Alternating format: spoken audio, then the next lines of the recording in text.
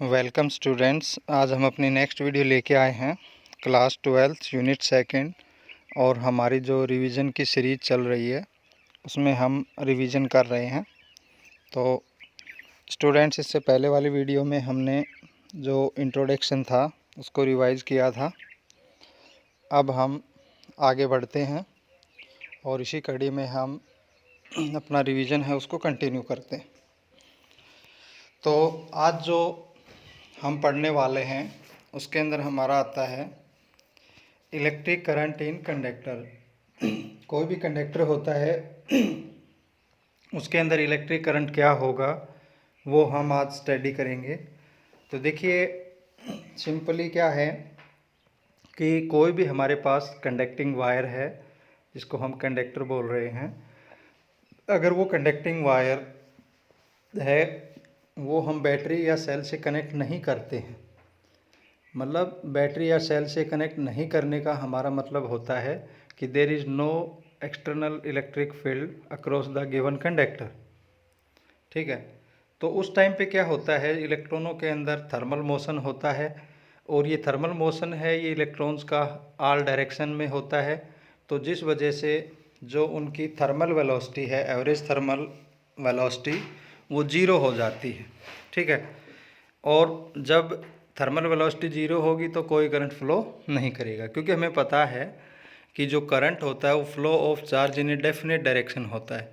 तो जो हमारी थर्मल वेलोसिटी है उसकी डेफिनेट डायरेक्शन न होने की वजह से हमारा क्या होगा, average thermal velocity zero, so there is no current across it.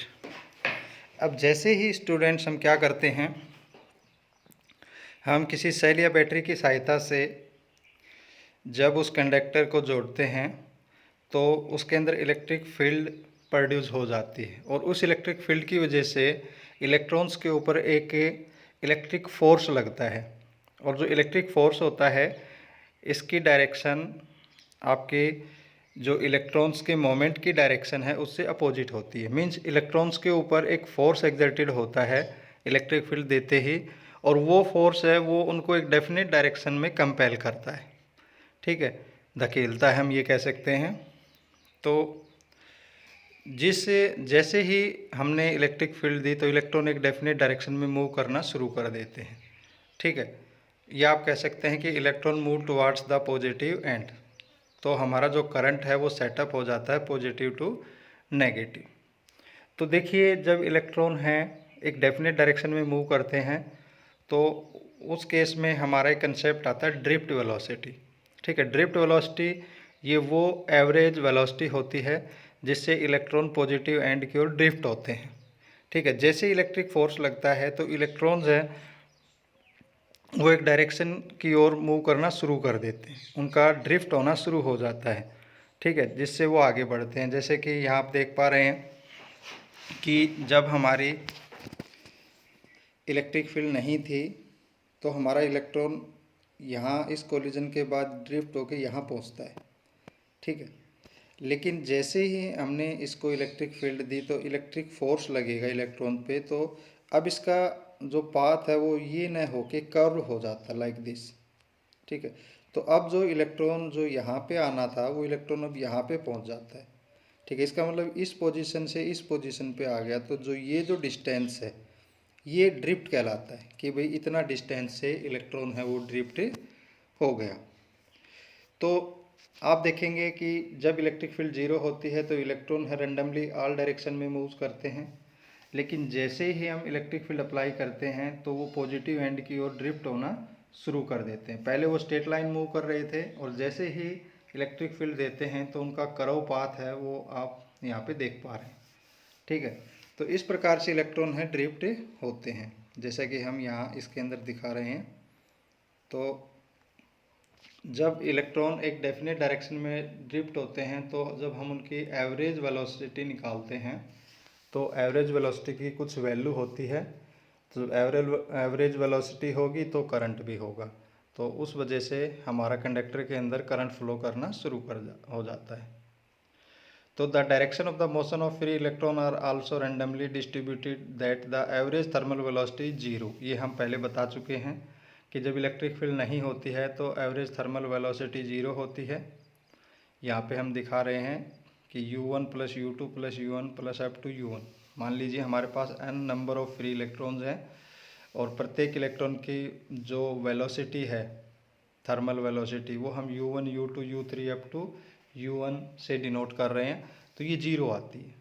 जैसे ही हम इलेक्ट्रिक फील्ड अप्लाई करते हैं तो इलेक्ट्रॉन हैं वो स्मॉल वेलोसिटी आकार कर लेते हैं, और वो एक जब हम उन स्मॉल वेलोसिटीज़ को ऐड करते हैं तो हमारे पास एक वैल्यू आ जाती है, ठीक है, जिसको हम कहते हैं कि इस वेलोसिटी से इलेक्ट्रॉन है वो ड्रिफ्ट हो रहे हैं, ठीक है। तो जैसे मान लीजिए V आपने पोटेंशियल डिफरेंस अप्लाई किया कंडक्टर के अक्रॉस जिसकी लेंथ L है, तो हमारा E हो जाएगा E is equal to V upon L। अब यहाँ पे each free electron in a conductor experience a force, ठीक है, वो हमारा हो जाएगा, जैसे हमारा इलेक्ट्रिक फील्ड होती है स्टूडेंट, हमारा E होता है F अपॉन Q। यहाँ पे Q इलेक्ट्रॉन है तो Q की जगह हम E रखेंगे, तो यहाँ से आपका आ जाएगा E is equal to F upon E, ठीक है। यहाँ पे जब आप F निकालोगे तो ये माइनस E हो जाएगा, ठीक है। ये नेगेटिव साइन है, ये शो कर रहा है कि इलेक्ट्रॉन की डायरेक्शन जो है इलेक्ट्रिक फील्ड से अपोजिट होती है। तो हमारे पास F की वैल्यू आ गई, तो हम मान लीजिए इलेक्ट्रॉन का मास m है तो एक्सीलरेशन आ जाएगा minus E capital E upon m। Small e यहाँ पे चार्ज ऑन इलेक्ट्रॉन है, कैपिटल E है वो हमारी इलेक्ट्रिक फील्ड है, मास इलेक्ट्रॉन का है। अब देखिए हम क्या करते हैं, at any instant of time, किसी भी इंस्टेंट ऑफ टाइम आप क्या करेंगे कि the velocity acquire bye electron having thermal velocity U1, कि जिस इलेक्ट्रॉन की थर्मल वेलोसिटी U1 थी, तो आफ्टर इलेक्ट्रिक फील्ड अप्लाई करने के बाद, ये आप कह सकते हैं कि after applying electric field its velocity, final velocity, आप कह सकते हैं after we applied to electric force then velocity of first electron V1 is equal to U1 plus A tau 1, ठीक है। ये जो हमारी इक्वेशन आती है V is equal to U plus A T, यहाँ से लिया गया है। तो V आपकी final velocity, U initial velocity, A acceleration और यहाँ पर T टाइम होता है, तो यहाँ हम टाइम को टाउ से डिनोट करते हैं, टाउ 1। इसी प्रकार V2 सेकेंड इलेक्ट्रॉन की velocity after applying electric field V3 और अप टू Vn। तो जब हम ड्रिफ्ट वेलोसिटी निकाल लेंगे तो ड्रिफ्ट वेलोसिटी वो एवरेज वेलोसिटी होती है जिस वेलोसिटी से इलेक्ट्रॉन पॉजिटिव एंड की ओर ड्रिफ्ट होते हैं under the action of electric field. तो जब एवरेज निकालेंगे इनकी तो V1 plus V2 plus V3 up to Vn upon n, ठीक है। इसको सोल्व करेंगे तो यहाँ पर जो आपका जो ये है एवरेज थर्मल वेलोसिटी, ये आपकी जीरो है, ठीक है। तो इसको 0 रख देंगे तो यहाँ पे एक्सीलरेशन हो जाएगा, और जो ये tau 1 plus tau 2 up to tau n upon n, ये हमारा एवरेज रिलैक्सेशन टाइम है, ठीक है, इलेक्ट्रॉन का एक पॉइंट से दूसरे पॉइंट तक पहुँचने में, ठीक है। तो यहाँ पर हम इसको टाउ के बराबर ले लेंगे, तो हमारी ड्रिफ्ट वेलोसिटी हो जाएगी Vd माइनस EEm टाउ, ठीक है। और अगर हम मैग्नीट्यूड लेते हैं तो मैग्नीट्यूड होता है वो एवरेज ड्रिफ्ट स्पीड कहलाता है, जो कि हमारा हो जाएगा EEm टाउ। इसमें हमारा जो चार्ज है उसका तो मैग्नीट्यूड ही होता है, इलेक्ट्रिक फील्ड है उसका मैग्नीट्यूड ले लिया, मास है स्केलर क्वांटिटी है तो मैग्नीट्यूड है, और टाइम भी है वो हमारा स्केलर फैक्टर है। तो जब हम इलेक्ट्रिक फील्ड और ड्रिफ्ट वेलोसिटी को वेक्टर की फॉर्म में लेते हैं तो वो एवरेज ड्रिफ्ट वेलोसिटी होती है, और जब हम उसको मैग्नीट्यूड की फॉर्म में लेते हैं तो वो एवरेज ड्रिफ्ट स्पीड कहलाती है, ठीक है स्टूडेंट। इसके बाद एक टर्म है छोटी सी मोबिलिटी, काफ़ी आता है इसके बारे में जिक्र कि मोबिलिटी क्या होती है। Mobility is the ratio of drift velocity with electric field, ठीक है। इसको म्यू से डिनोट किया जाता है, Vd अपॉन ई। Vd जो ड्रिफ्ट वेलोसिटी है उसकी जब वैल्यू रखोगे तो ये हमारी हो जाएगी Q टाउ अपॉन m। तो मोबिलिटी ऑफ इलेक्ट्रॉन को म्यू ई से डिनोट किया जाएगा, जो E tau E upon m हो जाएगा। और इसी प्रकार जो मोबिलिटी है होल्स, जो पॉजिटिव चार्ज होता है उसकी e tau h upon m h. यहाँ पे देखिए ये पॉइंट नोट कीजिए, we have to take magnitude in case of mobility, so mobility is positive for both electrons and holes. ये काफ़ी इंपॉर्टेंट है, चाहे इलेक्ट्रॉन हो या होल्स हो, दोनों की मोबिलिटी है वो पॉजिटिव आती है। ठीक है, ये ऐसा यूनिट है मोबिलिटी की, कई बार पूछ लिया जाता है, तो इसको भी ध्यान से देखें। उसके बाद एक हमारा इम्पोर्टेंट कंसेप्ट आता है, relation between current and drift velocity. इसमें हमने क्या किया कि इसमें एक कंडक्टर ले लिया, ठीक है, कंडक्टर ले लिया जिसको हमने एक सेल या बैटरी से कनेक्ट कर दिया, तो कंडक्टर के अक्रॉस आई करंट फ्लो कर रहा है। इस कंडक्टर की लेंथ L है, area of cross section A है। ठीक है, जैसे हम इलेक्ट्रिक फील्ड अप्लाई करेंगे, इलेक्ट्रिक फील्ड की डायरेक्शन ये होगी, तो ड्रिफ्ट वेलोसिटी की डायरेक्शन इससे अपोजिट यहाँ पे ये होगी। ठीक है, तो अब हम करंट और जो हमारी ड्रिफ्ट वेलोसिटी है उसके बीच में रिलेशन निकालेंगे। तो ये हमारी अजम्पशंस हैं। एल हमने कंडक्टर की लेंथ ले ली, ए एरिया ऑफ क्रॉस सेक्शन ले लिया, तो volume length multiply by area हो जाएगा। एन हमने ले लिया number of free electron per unit volume of a conductor, कि कंडक्टर के यूनिट वॉल्यूम में जितने इलेक्ट्रॉन फ्लो करते हैं उसको हमने एन से डिनोट कर लिया। इसको नंबर डेंसिटी भी बोलते हैं। तो total number of free electron निकालेंगे throughout the given volume, तो which is multiply by volume, तो ये हमारा हो जाएगा n multiply by a l. ये हमारे आगे total number of free electron in a conductor having length l. अब ई है चार्ज ऑन ईच इलेक्ट्रॉन है, तो टोटल चार्ज हो जाएगा फ्री इलेक्ट्रॉन पे मल्टीप्लाई बाय ई, तो ए एल एन ई, ये क्या हो गया, total charge on all free electron in the conductor. ठीक है, जब हम इलेक्ट्रिक फील्ड अप्लाई करते हैं तो इलेक्ट्रॉन है वो पॉजिटिव एंड की ओर ड्रिफ्ट होते हैं। तो time taken by free electron to cross the conductor T L upon V D. ठीक है, ये हमारा जो सिंपल फार्मूला होता है वेलोसिटी डिस्प्लेसमेंट अपॉन टाइम। तो टाइम लेंथ है, लेंथ हमारा एक प्रकार से डिस्प्लेसमेंट है, इलेक्ट्रॉन्स है इतनी लेंथ को कवर करते हैं, और वी डी हमारी वेलोसिटी है। ठीक है, तो यहाँ से हमें पता है जो करंट का फार्मूला होता है I is equal to Q by T. तो Q हमारा ऊपर आया था ए एल एन ई, और T है L upon V D, L से L कैंसिल, और वी डी है वो ऊपर चली जाएगी, तो हमारी एक रिलेशन आ जाएगी I is equal to a n e v d. तो that is the relation between current and drift velocity. और स्टूडेंट्स ये रिलेशन है काफ़ी इंपॉर्टेंट है, इसको आप बिल्कुल याद कर लें, इससे रिलेटेड काफ़ी न्यूमेरिकल्स आते हैं। ठीक है, इसको थोड़ा और एक्सटेंड करना चाहें तो वी डी की वैल्यू रख सकते हो, v d equal to mu e e, जो हमारी मोबिलिटी की रिलेशन थी, तो ये हमारी चेंज हो जाएगी ए एन ई म्यू ई ई। ठीक है, और दूसरा आप वी डी की value e e tau upon m रखोगे तो हमारा आई हो जाएगा a n e square tau e upon m. ठीक है, तो ये जैसे आपके क्वेश्चन में डिमांड होती है जिन फिजिकल क्वांटिटीज़ की, उस आधार पे आप फॉर्मूले को एक्सटेंड करके देखेंगे कि कौन सा इसके ऊपर सूटेबल है, और उसके अकॉर्डिंग ही आप अपनी प्रॉब्लम है वो सॉल्व करेंगे। उसके बाद स्टूडेंट्स ओम्स लॉ आता है, काफ़ी पढ़ा है आप लोगों ने, 10th में भी पढ़ा है। ठीक है, तो ओम्स लॉ क्या होता है, current flowing in a conductor is directly proportional to voltage apply across it, या आप कह सकते हैं V directly proportional to I. Proportionality का साइन हटाएंगे तो एक कांस्टेंट अराइज हो जाएगा, जिसको हम आर से लिखते हैं, और ये हमारा कांस्टेंट है, ये रेजिस्टेंस ऑफ ए कंडक्टर कहलाता है।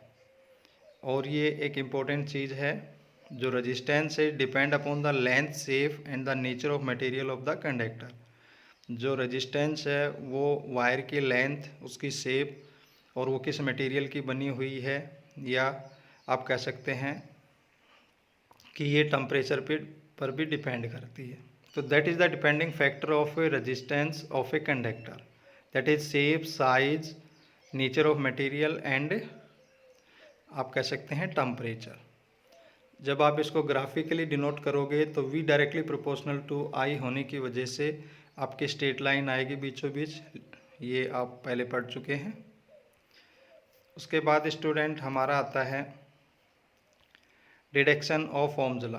देखो आपने ड्रिफ्ट वेलोसिटी की रिलेशन निकाली v d e tau upon m. E आपको पता है वी अपॉन एल होती है, पोटेंशियल अपॉन में लेंथ। तो यहाँ पे जो आपकी वी डी है, ठीक है, जो ऊपर आपने ली है, यहाँ ई की वैल्यू है वो इस रिलेशन में पुट कर दीजिए। इसमें पुट करोगे तो रिलेशन ये हो जाएगी। और फिर वी डी की जो हमारी रिलेशन है relation between current and drift velocity, ठीक है, उसके अंदर वी डी की वैल्यू रख दीजिए। तो after solving you have to find out I equal to a n e square tau upon m l multiply by v. तो जो ये फैक्टर है a n e square tau upon m l, ये हमारा 1/r, मतलब आप जो r इनको लोगे, सारी कांस्टेंट टर्म है। एरिया कांस्टेंट है, नंबर डेंसिटी कांस्टेंट है, चार्ज कांस्टेंट है, रिलैक्सेशन टाइम कांस्टेंट है। तो जब ये सारी कांस्टेंट टर्म्स एलिमिनेट करोगे तो एक कांस्टेंट, मतलब इनके आप कह सकते हैं कि ये एक कांस्टेंट है और इसको आप r से डिनोट कर लें। तो r की value ml upon A N square tau हो जाएगी। जब आप इसको रखोगे तो आप ओम्स लॉ है वो डिड्यूस कर लोगे। तो कई बार इसमें देखिए जो डिडक्शन है ओम्स लॉ में, इसके अंदर ये हमारी जो रिलेशन बनती हैं, जो फॉर्मूले बनते हैं, इनका यूज़ करके न्यूमेरिकल प्रॉब्लम सॉर्ट आउट की जाती हैं। तो आप इन फार्मूलाज को भी याद रख सकते हैं या करने की टेक्निक है वो देख सकते हैं। इसके बाद आता है इलेक्ट्रिक रेजिस्टेंस। तो ये आपने पढ़ा है 10th में भी अच्छे से, इस पर ज़्यादा टाइम हम स्पेंड नहीं करेंगे। The electric resistance of a conductor is the obstruction posed by the conductor to flow of electric current through it. Electric की रेजिस्टेंस है कंडक्टर का, ये एक आप कह सकते हैं अपोजिशन या एक अपोज है कंडक्टर के अंदर, जो कि करंट को बहने से रोकता है, ठीक है, या करंट के फ्लो को रोकता है, तो हम उसको रेजिस्टेंस बोलते हैं। तो R is equal to V upon I, इसकी SI यूनिट है वो ओम होती है, ठीक है। जो अगर हम देखें 1 ओम 1 वोल्ट अपॉन एम्पियर होती है। तो अगर हम इसको डिफाइन करें तो 1 ohm is the electrical resistance of a conductor through which a current of 1 ampere flows when a potential difference of 1 volt is applied across the end of the conductor, ठीक है। तो ये इसकी डेफिनेशन है। Dimensional formula हम निकाल सकते हैं, आपने 11th में किया था, ठीक है। आप इसको निकालें या आप इसको डायरेक्टली याद भी रख सकते हैं। उसके बाद हमारा लास्ट आता है causes of resistance of a conductor, कि भाई क्या कारण है जो रेजिस्टेंस है कंडक्टर के अंदर पैदा होता है। तो देखिए, resistance of a given conducting wire arise on account of frequent collision of free electron with the ions और atom of the conductor while drifting towards the positive end of the conductor. देखिए, resistance है किसी भी conducting wire का, वो जो atoms या ions होते हैं उनके साथ जो इलेक्ट्रॉन्स का कोलिजन होता है उसकी वजह से अराइज होता है, ठीक है। जब कोलिजन कब होता है, जब इलेक्ट्रॉन है पॉजिटिव एंड की ओर ड्रिफ्ट होते हैं, तो प्रत्येक कोलिजन में वो कुछ ना कुछ एनर्जी दे देते हैं एटम या आयंस को, जिससे उनका थर्मल वाइब्रेशन बढ़ जाता है, ठीक है। This would depend upon the arrangement of atom in the conducting material. और ये डिपेंड करता है कि कौन सी मटेरियल वायर है वो गर्म होगी, ज़्यादा गर्म होगी या कम गर्म होगी, वो डिपेंड करता है कि भाई उसके अंदर एटम्स का अरेंजमेंट क्या है। यही कारण है कि जो हमारा रेजिस्टेंस है वो नेचर ऑफ मटेरियल पर डिपेंड करता है। तो स्टूडेंट्स, आज की जो हमारी रिवीजन सीरीज़ थी उसके अंदर हम इतना ही रिवाइज करेंगे। तो इसमें जो हमारे फॉर्मूले आते हैं उनको आप नोट कर लें, उनको याद कर लें, उनसे रिलेटेड कुछ न्यूमेरिकल करने की कोशिश करें, ठीक है। ये ज़्यादातर फॉर्मूले न्यूमेरिकल्स में ही यूज होंगे। तो यहाँ पर एक टॉपिक इम्पोर्टेंट बनता है, वो है हमारा relation between current and drift velocity.